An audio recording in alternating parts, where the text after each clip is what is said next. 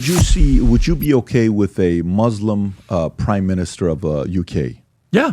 You'd be okay. That wouldn't do anything. Absolutely. Yeah. So that's your concern isn't that at all. No. Well, PBD, tell me you're Islamophobic without telling me you're Islamophobic. He did not expect that clear-cut no from Piers Morgan at all. Not at all. No, listen, I don't want a radicalized Muslim running the country. I don't want to radicalize anything running the country. There's a lot of radicalized elements of all religions, of all nationalities. I don't like anyone who's radicalized. It's dangerous for any country to have people at the helm who are radicalized.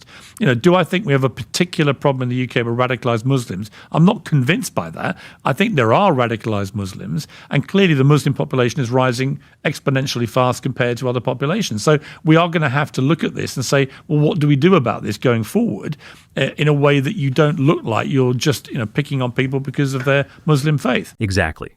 Piers Morgan is right on the money here. Extremism is a function of the human condition. Dispositionally extreme people will find in their religious or political ideologies what justifies their acts of extremism.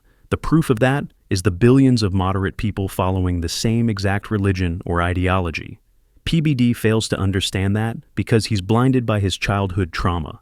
His family fled Iran when he was a kid after the Iranian coup d'etat of 1953 and the establishment of the current Islamic regime. Funny thing is, he should thank the CIA and his beloved America for that. I'm saying this, so if you were okay with somebody who's a Muslim to become a prime minister, and then say they're the noble one, right? And they're coming in, they actually love Britain. But it opens it up, and an extremist like, I'm going to get in. Then they come in and they say, hey, Sharia law, what are you going to do about it?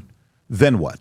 My God, if I ever hear the word Sharia law one more time, I'm going to stone myself. But let's fucking entertain this moronic idea for a second. Sharia is a legal system. It's a bunch of laws derived from the Quran and Hadith.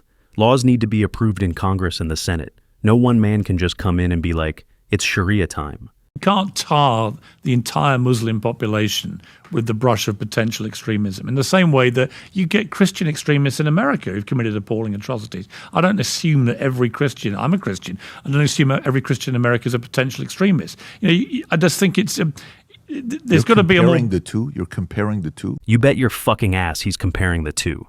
You think the KKK was lynching people and burning them alive out of their Christian goodness. Forget the KKK. Tell me how many school shooters in America were actually Muslim. Is it none? Okay. Again, extremism is a natural disposition, regardless of faith, race, or politics. No, I'm just saying extremism is extremism. Yeah. Isn't it? Isn't it? It is. Well, it's the same, isn't it? It is. No, I think extremism is extremism. To me, that's not the part of it. But when you look at the percentage of who is, like, for example, in America, I don't care what part of the world you're in. When Japanese came to the World Cup, do you remember the story about the Japanese when they went to the World Cup?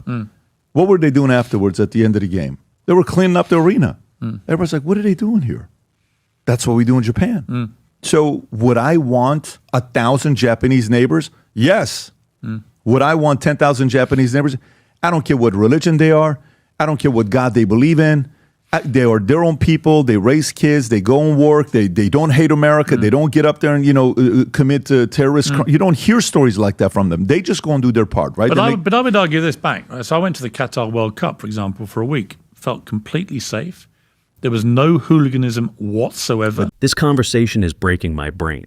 PBD made Piers Morgan look like the patron saint of tolerance and moderation.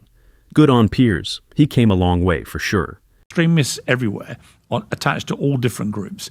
And I would say that I like the way the Middle East has been opening up in the last decade. I think it's exciting, it's dynamic. I just interviewed Cristiano Ronaldo in Riyadh at his home there. One thing he said, it just feels really safe. And it feels like it's opening up in a way that's good for families and everything else.